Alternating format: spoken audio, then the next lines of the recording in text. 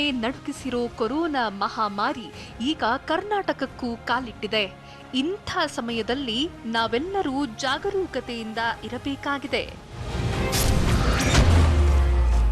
ನಿರಂತರವಾಗಿ ಮೂಗು ಸೋರುವುದು, ತಲೆನೋವು ಕಾಣಿಸಿಕೊಳ್ಳುವುದು, ಕೆಮ್ಮು, ಜ್ವರ ಬರುವುದು, ಗಂಟಲು ನೋವು ಉಲ್ಬಣವಾಗುವುದು, ಉಸಿರಾಟದ ತೊಂದರೆ ಕಂಡುಬರುವುದು ಕೊರೋನಾ ರೋಗಲಕ್ಷಣ.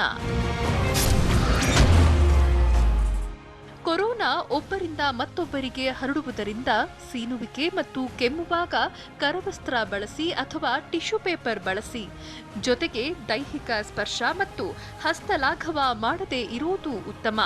ಮುನ್ನೆಚ್ಚರಿಕೆಯಾಗಿ ಸೂಕ್ತ ಮಾಸ್ಕ್ಗಳನ್ನು ಧರಿಸುವುದು ಒಳಿತು. ನಮಸ್ಕಾರ, ಎಸಿಎನ್ ನ್ಯೂಸ್ಗೆ ಸ್ವಾಗತ. ನಾನು ಕಿರಣ್ ನಡುಗುಂದು. ಮುಖ್ಯಾಂಶಗಳು: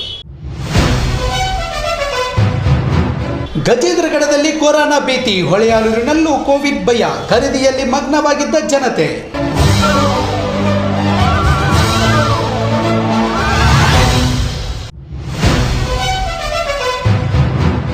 ಎಪ್ಪತ್ತೈದು ದಿನಗಳ ಬಳಿಕ ಅನ್ಲಾಕ್, ಕೊರೋನಾ ಮತ್ತೆ ದೇವರ ದರ್ಶನ, ನಮಸ್ಕರಿಸಿ ತೆರಳಿದ ಭಕ್ತರು, ಪೂಜಾ ಕೈಂಕರ್ಯಕ್ಕೆ ಬ್ರೇಕ್.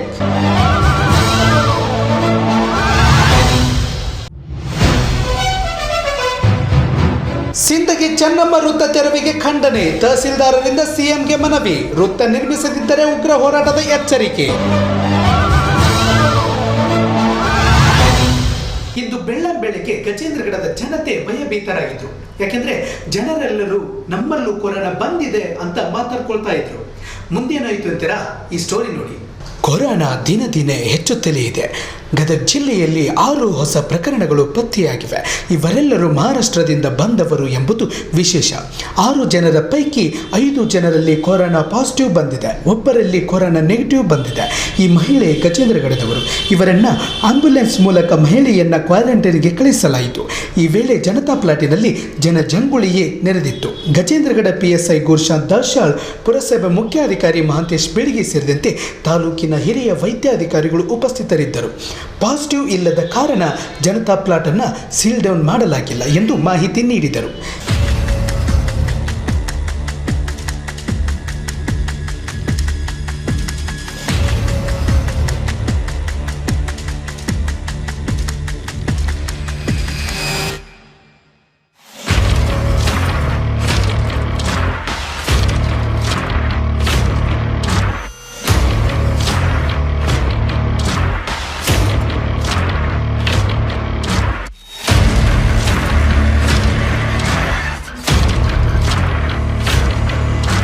ಇನ್ನು ರೋಣ ತಾಲೂಕಿನ ಹೊಳೆಯಾಲೂರಿನಲ್ಲಿ ಕೊರೋನಾ ಪಾಸಿಟಿವ್ ಬಂದಿದ್ದು ಸ್ಥಳೀಯರಲ್ಲಿ ಆತಂಕ ಉಂಟು ಮಾಡಿದೆ. ಹೊಳೆಯಾಲೂರಿನ ಮೇಘರಾಜನಗರದಲ್ಲಿ ಪೊಲೀಸರು, ಆರೋಗ್ಯ ಸಿಬ್ಬಂದಿಗಳು ಮುಂಜಾಗೃತಾ ಕ್ರಮ ಕೈಗೊಂಡಿದ್ದಾರೆ. ಇನ್ನು ಈ ವಿಷಯ ತಿಳಿಯುತ್ತಿದ್ದಂತೆ ಮುಂಜಾಗೃತಾ ಕ್ರಮವಾಗಿ ತಹಸೀಲ್ದಾರ್ ಸೇರಿದಂತೆ ರೋಣ ತಾಲೂಕಿನ PSI ಸೇರಿದಂತೆ ಇತರೆ ಅಧಿಕಾರಿಗಳು ಸ್ಥಳಕ್ಕಾಗಮಿಸಿ ಪರಿಶೀಲನೆ ನಡೆಸಿದರು. ಹಿರಿಯ ವೈದ್ಯಾಧಿಕಾರಿಗಳು, ಸಿಸ್ಟರ್ಸ್ಗಳು, ಆಶಾ ಕಾರ್ಯಕರ್ತರು ಸ್ಥಳದಲ್ಲಿ ಮೊಕ್ಕಾಂ ಹೂಡಿದ್ದಾರೆ. ಸೀಲ್ ಡೌನ್ ಆದ ಮೇಘರಾಜನಗರದ ಸುತ್ತ 100 ಮೀಟರ್ ಪ್ರತಿದಿನ 2 ಸಲ ಸ್ಯಾನಿಟೈಸರ್ ಮಾಡಲಾಗುತ್ತಿದೆ.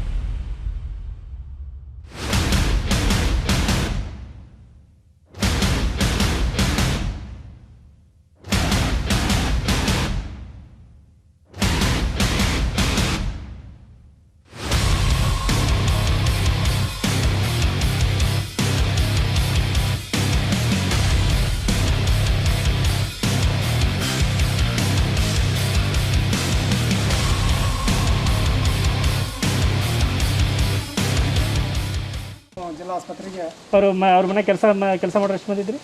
ಒಬ್ಬ ಅವ್ರ ಮನೆಗೆ ಬಂದು ಸ್ವಲ್ಪ ಕೆಲಸ ಮಾಡಿ ಹೋಗ್ತಿದ್ವಿ.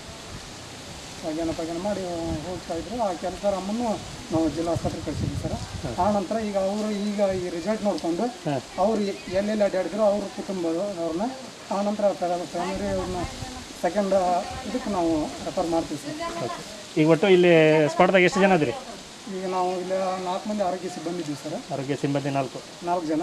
ಈಗ ನಾವು ಮನೆ ಸರಿ ಮಾಡಕತ್ತೀವಿ ಸರ್. ಅಂಥ ಸಿಂಟಮ್ಸ್ ಇದ್ದಾರನ್ನ ಕೆಮ್ಮು ನೆಗಡಿ ಅಥವಾ ಕ್ಯಾನ್ಸರ್ BP ಶುಗರ್ ಇದ್ದಾರನ್ನ ನಾವು ಬುಕ್ಕಲ್ಲಿ ಎಂಟ್ರಿ ಮಾಡಿಕೊಂಡು ಅಂಥವ್ರಿಗೆ ಏನಾರ ಸಂಕೇತ ತಂದ್ರೆ ಅವ್ರನ್ನೂ ಕೂಡ ನೀವು 4 ಅಂತಂದರೆ ನೀವು 4 ಜನ ಶಿಫ್ಟ್ ವೈಸ್ ಚೇಂಜ್ ಆಗ್ತೀರಾ ಅಥವಾ ಕಂಟಿನ್ಯೂ ಇಲ್ಲೇ ಕಂಟಿನ್ಯೂ ಇಲ್ಲೇ ಸರ್. ನಾವು 4 ಜನ ನಾವು ಕಂಟಿನ್ಯೂ ನಮ್ಮ ಏರಿಯಾ ಏನು ಕೊಟ್ರೆ ಒಬ್ಬೊಬ್ಬರಿಗೆ 50 ಮನೆ ಸರ್.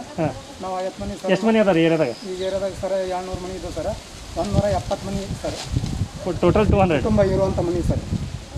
200 ಒಳಗೆ 170 ಕುಟುಂಬ. ಹಾಂ, ಅದರಲ್ಲಿ ಖಾಲಿ ಮನೆ ಇದ್ದು ಬಿಟ್ಟಿದ್ವಿ ಸರ್. 170 ಬಿಟ್ಟಿದ್ದೆ ಸರ್.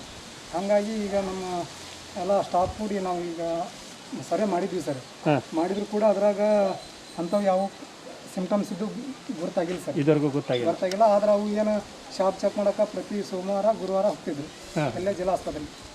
ಅದು ಅಲ್ಲಿಂದ ಇದಾಗಿತ್ತು ಅಂತೇಳಿ ಸಂಕೇತ ಆಗೈತೆ ಅಂತೇಳಿ ಅಲ್ಲಿ ರಿಸಲ್ಟ್ ಬಂದಿಂದ ನಾವು ಈ ಕಡೆ ಎಲ್ಲ ಸರ್ವೆ ಮಾಡಿ ನಮ್ಮ ಪೊಲೀಸ್ ಸಿಬ್ಬಂದಿಯವರು ಕೂಡ ಇಲ್ಲಿ ಬಂದು ಇಲ್ಲಿ ಎಲ್ಲ ಸ್ಟೀಲ್ ಡೌನ್ ಮಾಡಿ ಈಗೆಲ್ಲ ಹೆಲ್ಪ್ ಮಾಡಕತ್ತಾರೆ ಸರ್. ಈ ಸೀಲ್ ಡೌನ್ ಎಷ್ಟು 14 ಡೇಸ್ ಎಷ್ಟು ದಿವಸ ಇದು ಸರ್? ಇದು 28 ದಿನ ಸರ್. 28 ಡೇಸ್ ಏನ್ರಿ ಇದು? ಈಗ ಯಾಕಂದ್ರೆ ಈಗ ಓಣಿಯ ಎಲ್ಲರನ್ನ ಪ್ರಾಥಮಿಕ ತಪಾಸಣೆಗೊಳಪಡಿಸಲಾಗುವುದು. ಜ್ವರ ಕೆಮ್ಮು ಕಂಡುಬಂದಲ್ಲಿ ಅಂಥವರ ಮೇಲೆ ನಿಗಾ ಇಡಲಾಗುವುದೆಂದರು. 2 ಪೊಲೀಸರು ಪ್ರತಿನಿತ್ಯ ಬದಲಾಗುತ್ತಾರೆ. ಜಿಲ್ಲಾಡಳಿತ ಸಕಲ ಕ್ರಮ ಕೈಗೊಂಡಿದೆ ಎಂದು ಸ್ಥಳೀಯರು ತಿಳಿಸಿದ್ದಾರೆ.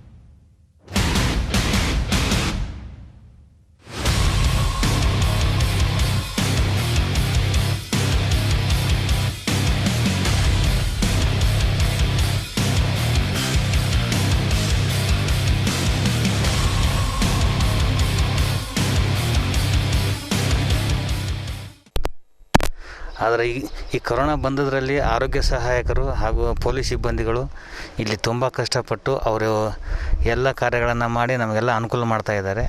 ಈ ಕೊರೋನಾ ಬಂದಿದ್ದೇ ನಮಗೆ ದೊಡ್ಡ ದುರಂತ ಆಗಿದೆ. ದೇವರ ದಯೆಯಿಂದ ಇದು ಬೇಗನೆ ವಾಸಿ ಆಗಲಿ ಅಂತ ದೇವರಲ್ಲಿ ಕೇಳ್ಕೊತೀವಿ. ಹಾಗೂ ಈ ಆರೋಗ್ಯ ಸಿಬ್ಬಂದಿಗಳಿಗೆ ಹಾಗೂ ಪೊಲೀಸ್ ಸಿಬ್ಬಂದಿಗಳಿಗೆ ಹೃದಯಪೂರ್ವಕ ತುಂಬ ಧನ್ಯವಾದ ಹೇಳಲು ಇಷ್ಟಪಡ್ತೇವೆ ಸರ್.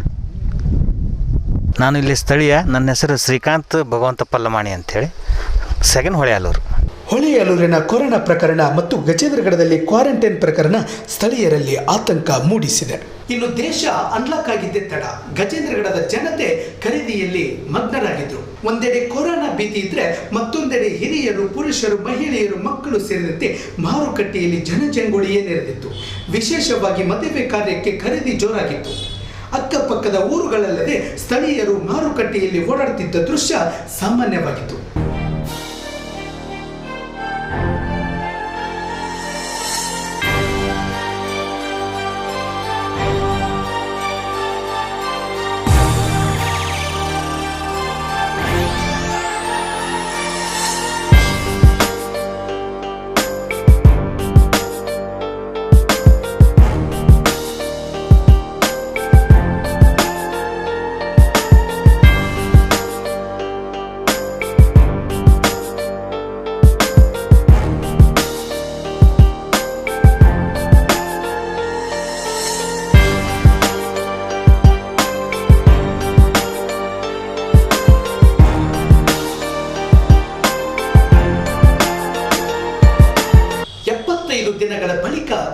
ಅನ್ಲಾಕ್ ಆಗಿದೆ. ಆದ್ರೆ ದೇವಸ್ಥಾನಕ್ಕೆ ಭಕ್ತಾದಿಗಳ ಆಗಮನ ಮಾತ್ರ ವಿರಳವಾಯಿತು. ಇಂದು ದೇಶಾದ್ಯಂತ ಅನ್ಲಾಕ್ ಆಗಿದೆ. ಸರಿಸುಮಾರು 75 ದಿನಗಳಿಂದ ಜನರು ದೇವರ ದರ್ಶನಕ್ಕಾಗಿ ಕಾಯ್ತಾ ಇದ್ರು. ತಮ್ಮ ತಮ್ಮ ಮನೆಯಲ್ಲಿಯೇ ಪೂಜೆ ಪುನಸ್ಕಾರ, ಪೂಜೆ ಕೈಕರ್ಯ ಮಾಡುತ್ತಿದ್ರು. ಸುದೀರ್ಘ ಲಾಕ್ಡೌನ್ ಬಳಿಕ ರಾಜ್ಯದ ವಿವಿಧೆಡೆ ದೇಗುಲಗಳಿಗೆ ಇಂದಿನಿಂದ ಭಕ್ತರ ಪ್ರವೇಶಕ್ಕೆ ಅವಕಾಶ ನೀಡಲಾಗಿದೆ. ಮೊದಲ ದಿನ ಹೆಚ್ಚೇನು ಜನಸಂದಣಿ ಇರಲಿಲ್ಲ.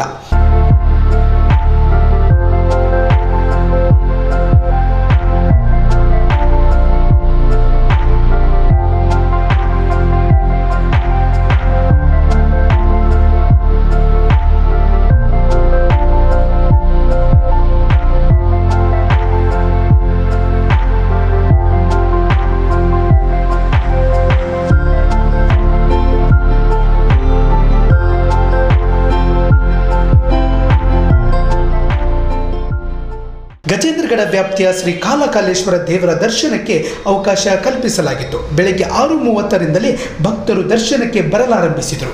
ಮುಂಜಾಗೃತಾ ಕ್ರಮ ಕೈಗೊಳ್ಳಲಾಗಿತ್ತು. ಕಾಲಕಾಲೇಶ್ವರ ದೇವಸ್ಥಾನದ ಗರ್ಭಗುಡಿಗೆ ಪ್ರವೇಶವಿರಲಿಲ್ಲ. ಹೊರಗಿನಿಂದಲೇ ದರ್ಶನ ಪಡೆದರು.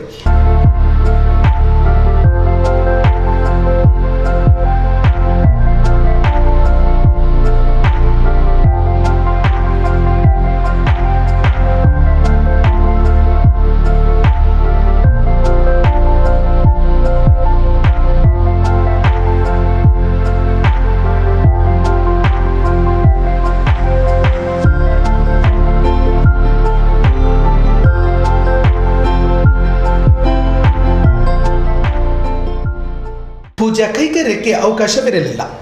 ಇನ್ನು ಗಜೇಂದ್ರಗಡದ ದೇಗುಲಗಳಲ್ಲಿ ಇದೇ ಪರಿಸ್ಥಿತಿ ಕಂಡುಬಂತು. ಭಕ್ತರು ವಿರಳವಾಗಿ ಕಂಡುಬಂದರು. ಹಿರೇ ದುರ್ಗಾದೇವಿ, ಜಗದಂಬ ದೇವಿ, ಹುಲಿಯಮ್ಮ ದೇವಿ, ಬನಶಂಕರಿ ದೇವಿ, ಕಳಗಲ್ಪೇಟೆ ದುರ್ಗಾದೇವಿ, ಅಗಸಿ ಆಂಜನೇಯ, ಗೌಡಗೆರೆ ಹನುಮಂತ ದೇವರ ದೇವಸ್ಥಾನ ಹಾಗೂ ಪಟ್ಟಣದ ಸುತ್ತಮುತ್ತಲಿನ ಎಲ್ಲ ದೇವಸ್ಥಾನಗಳಲ್ಲಿ ದರ್ಶನಕ್ಕೆ ಅವಕಾಶ ಮಾಡಿಕೊಡಲಾಗಿತ್ತು. ಮಾಸ್ಕ್, ಸಾಮಾಜಿಕ ಅಂತರ, ಸ್ಯಾನಿಟೈಸರ್ ಕಡ್ಡಾಯಗೊಳಿಸಲಾಗಿತ್ತು. ಈಗ ಎಸಿಎನ್ ನ್ಯೂಸ್ನಲ್ಲಿ ಸಣ್ಣದೊಂದು ವಿರಾಮ. ವೈರಸ್ ಹಬ್ಬೋದು ಹೇಗೆ? ಇನ್ನು ಈ ಕೊರೋನಾ ಹಬ್ಬೋದು ಹೇಗೆ ಅಂತ ನೋಡೋದಾದ್ರೆ, ಸಾಮಾನ್ಯವಾಗಿ ಕೊರೋನಾ ವೈರಸ್ ಒಬ್ಬ ಮನುಷ್ಯನಿಂದ ಮತ್ತೊಬ್ಬನಿಗೆ ಹಬ್ಬುತ್ತೆ. ಸೀನು ಮತ್ತು ಕೆಮ್ಮಿನ ಗಾಳಿಯಿಂದಲೂ ಹಬ್ಬುತ್ತೆ. ತುಂಬಾ ಹತ್ರ ದೈಹಿಕ ಸಂಪರ್ಕದಿಂದ, ಉದಾಹರಣೆಗೆ ಸ್ಪರ್ಶ ಮತ್ತು ಹಸ್ತಲಾಘವ ಜೊತೆಗೆ ವೈರಸ್ ಇರುವ ವಸ್ತುವನ್ನ ಮುಟ್ಟೋದು.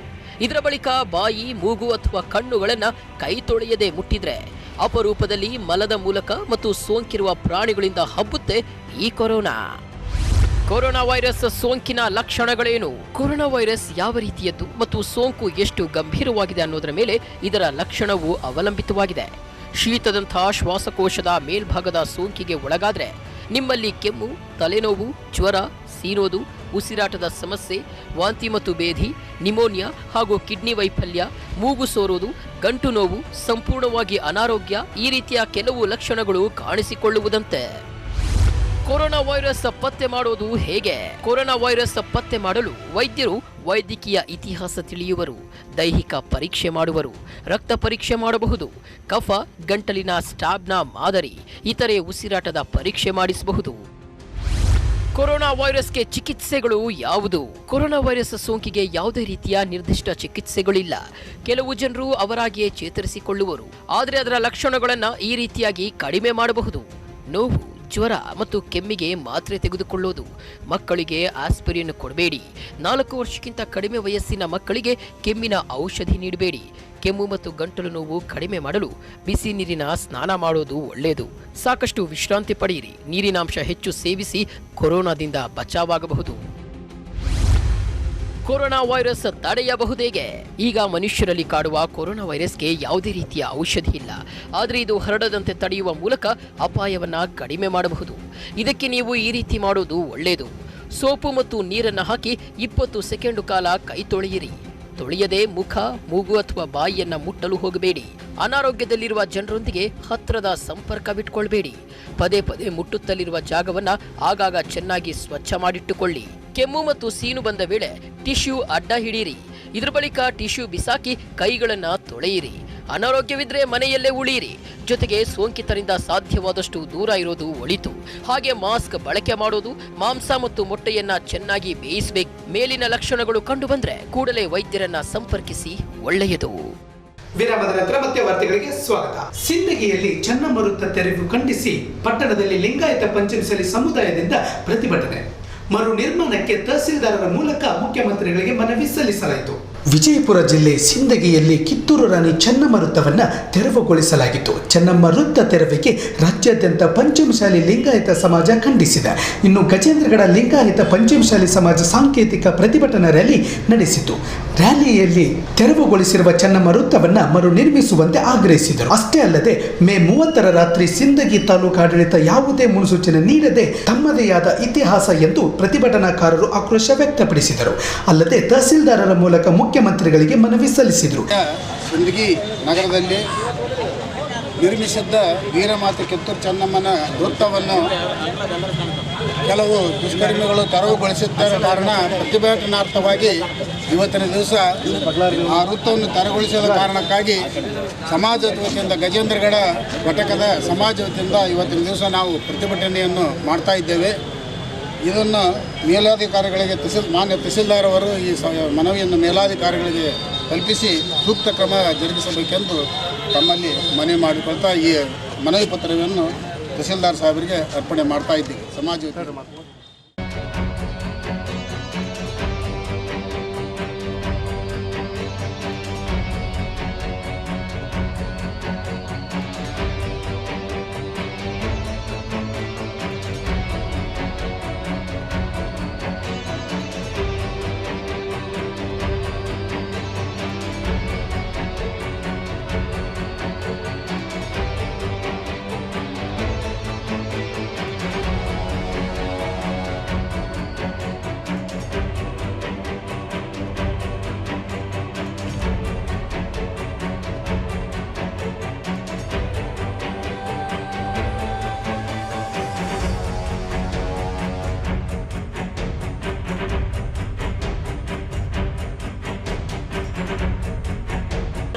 ವಿಷಯ ಸಿಂದಗಿ ನಗರದಲ್ಲಿರುವ ವೀರಮಾತೆ ಕಿತ್ತೂರು ಚೆನ್ನಮ್ಮನವರ ವೃತ್ತವನ್ನು ತೆರವುಗೊಳಿಸುವುದನ್ನು ಖಂಡಿಸಿ ಕುರಿತು ಮಾನ್ಯ ಮುಖ್ಯಮಂತ್ರಿಗಳು ಕರ್ನಾಟಕ ಸರ್ಕಾರ ಬೆಂಗಳೂರು ಇವರಿಗೆ ಮಾನ್ಯರೇ, ಮೇಲ್ಕಾಣಿಸಿದ ವಿಷಯಕ್ಕೆ ಸಂಬಂಧಿಸಿದಂತೆ ಭಾರತದ ಬೆಳ್ಳಿ ಚುಕ್ಕಿ ಪ್ರಥಮ ಸ್ವಾತಂತ್ರ್ಯ ಹೋರಾಟಗಾರ್ತಿ ವೀರಮಾತೆ ವೀರರಾಣಿ ಕಿತ್ತೂರು ಚೆನ್ನಮ್ಮ ವೃತ್ತಕ್ಕೆ ಅಪಮಾನ. ಸಿಂದಗಿ ಪಟ್ಟಣದಲ್ಲಿರುವ ವೀರಮಾತೆ ಕಿತ್ತೂರು ರಾಣಿ ಚೆನ್ನಮ್ಮನವರ ವೃತ್ತವನ್ನು ಮೇ 30ರಂದು ರಾತ್ರೋರಾತ್ರಿ ತೆರವುಗೊಳಿಸಿದ ಘಟನೆಯನ್ನು ಲಿಂಗಾಯತ ಪಂಚಮಸಾಲಿ ಸಮಾಜದ ಗಜೇಂದ್ರಗಡ ಹುಣಚಗಿರಿ ಖಂಡಿಸುತ್ತದೆ.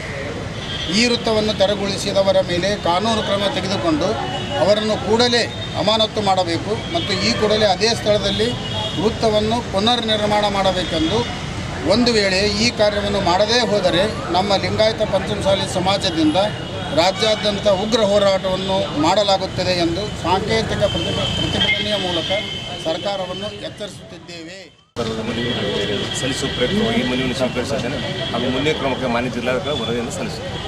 ವೇಳೆ ಮಾತನಾಡಿದ ಪಂಚಮಸಾಲಿ ಸಮಾಜದ ಮುಖಂಡರಾದ ಸಿದ್ದಣ್ಣ ಬಂಟಿ ಮತ್ತು ಪ್ರಭು ಚೌಡಿ ಅವರು ಶೀಘ್ರ ಚೆನ್ನಮ್ಮ ವೃತ್ತ ನಿರ್ಮಿಸದಿದ್ದರೆ ಉಗ್ರ ಹೋರಾಟ ನಡೆಸುವುದಾಗಿ ಎಚ್ಚರಿಕೆ ನೀಡಿದರು. ಕನ್ನಡ ವೀರಶೈವ ಪಂಚಮಸಾಲಿ ಸಮಾಜದ ವತಿಯಿಂದ ಒಂದು ಸಾಂಕೇತಿಕ ಮನವಿಯನ್ನು ಗಜೇಂದ್ರಗಡ ತಹಸೀಲ್ದಾರ್ಗೆ ಅರ್ಪಿಸುತ್ತಿದ್ದೇವೆ.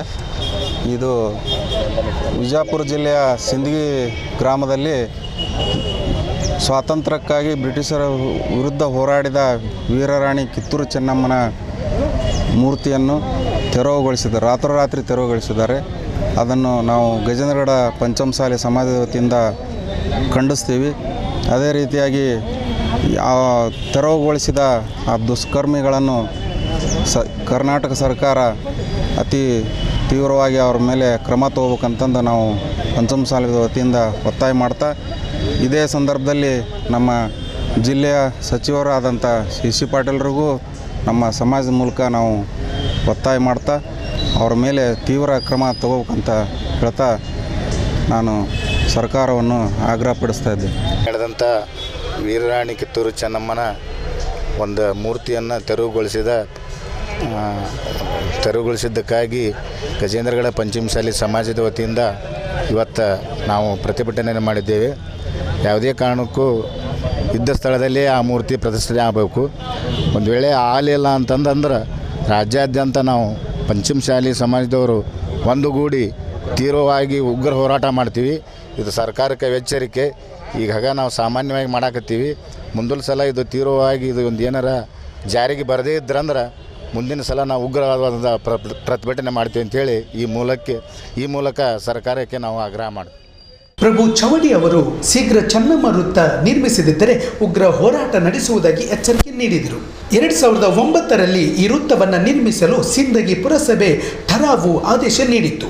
ಈ ಆದೇಶದ ಅನುಸಾರ 2018ರಲ್ಲಿ ವೃತ್ತವನ್ನು ಸ್ಥಳೀಯ ಶಾಸಕರ ಅನುದಾನ ಮತ್ತು ದೇಣಿಗೆ ಹಣದಿಂದ ಶಂಕುಸ್ಥಾಪನೆ ಮಾಡಲಾಗಿತ್ತು.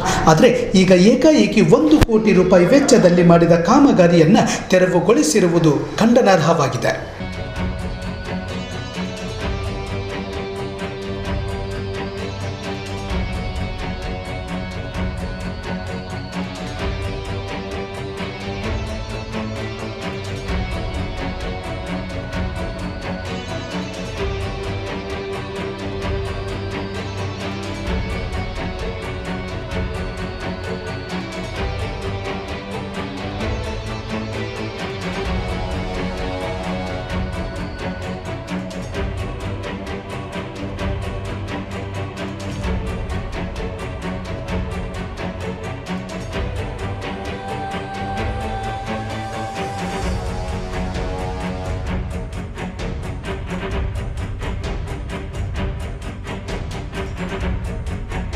ಈಗ ಮತ್ತೊಮ್ಮೆ ಮುಖ್ಯಾಂಶಗಳು.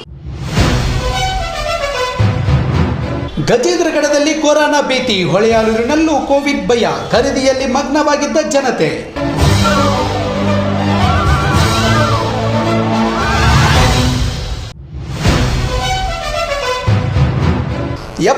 ದಿನಗಳ ಬಳಿಕ ಅನ್ಲಾಕ್, ಕೊರೋನಾ ಮತ್ತೆ ದೇವರ ದರ್ಶನ, ನಮಸ್ಕರಿಸಿ ತೆರಳಿದ ಭಕ್ತರು, ಪೂಜಾ ಕೈಂಕರ್ಯಕ್ಕೆ ಬ್ರೇಕ್.